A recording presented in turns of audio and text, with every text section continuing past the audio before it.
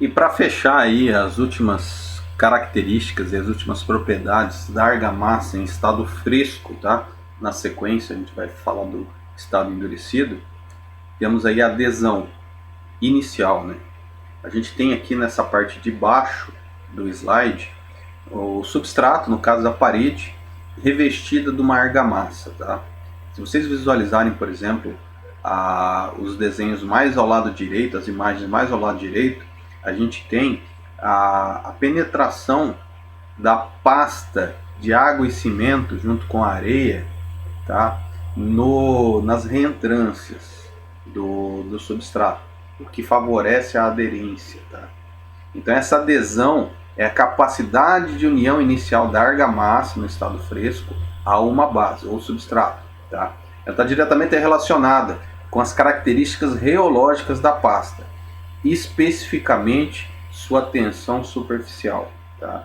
Então o que contribui muito para essa adesão é a presença do aglomerante na mistura. A redução dessa tensão superficial da pasta favorece a molhagem do substrato, reduzindo o ângulo de contato entre as superfícies e a implementação da adesão.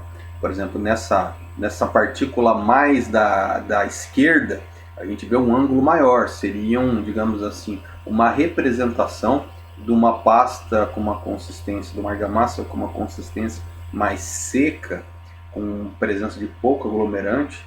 A gente não tem um espalhamento tão efetivo, tá?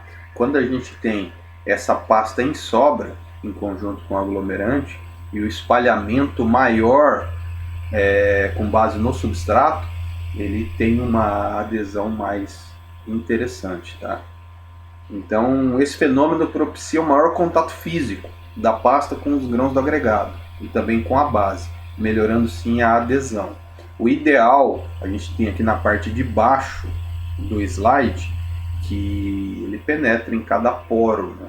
Que tem o máximo de ancoragem possível entre o substrato e a argamassa. Argamassas ricas em areia, ele não vai ter essa aderência perfeita, igual tem nesse retângulo de baixo. Ele vai sobrar muito espaço vazio. Então isso dificulta, diminui a resistência ali de adesão.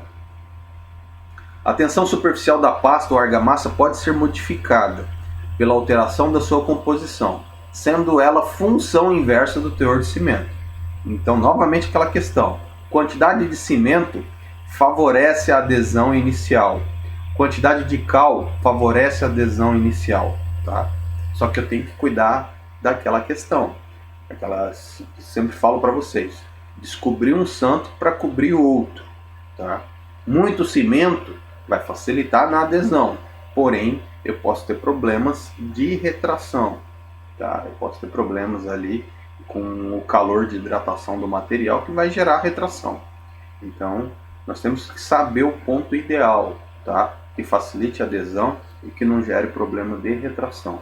Então temos que cuidar com esses pontos. A adição de cal à argamassa de cimento também diminui sua tensão superficial, contribuindo para molhar de maneira mais efetiva as superfícies dos agregados e do substrato. O cal tem um papel fundamental, tá? Além dele facilitar essa adesão, o cal ele garante, ele se deforma de uma forma bem interessante, principalmente a argamassa em estado seco, tá? Ele absorve deformações, evitando as microfissurações. Então é um fato a ser considerado.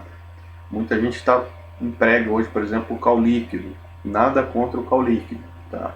Eu não sei, não aplico muito essas alternativas novas e usuais hoje que permeiam as obras. Eu sou mais convencional nesse sentido, tá? Uma argamassa de revestimento, a tendência é que ela surja muitas patologias em cidades onde a gente tem uma variação de temperatura muito grande, igual Foz do Iguaçu. Então eu procuro trabalhar o mais convencional, da forma mais convencional possível. Você, com o tempo, você vai formulando tuas misturas. Você sabe o que responde bem e o que não responde. Um tipo de mistura para empregar no frio, outro tipo de mistura para empregar no calor. Então tem essas variações. São muitas variáveis que tornam o processo de confecção bem complexo, tá? Então a experiência e o tempo ajudam muito nesse sentido. Efeitos semelhantes também em relação à adesão inicial propiciam também os aditivos incorporadores de ar e retentores de água. Então, já falado, vamos tratar à frente disso, tá? Então, a tensão superficial, aqui uma análise, uma tabela que mostra aí a tensão superficial de alguns materiais, tá? Isso não vem ao caso agora. E aqui, propriedades de estado endurecido, que vai ficar para a nossa aula de sexta-feira. Na sequência, aí, vou passar uma atividade para vocês elaborarem a partir da aula de hoje já, tá? Com entrega para a próxima sexta agora. Beleza, pessoal? Boa semana aí para vocês.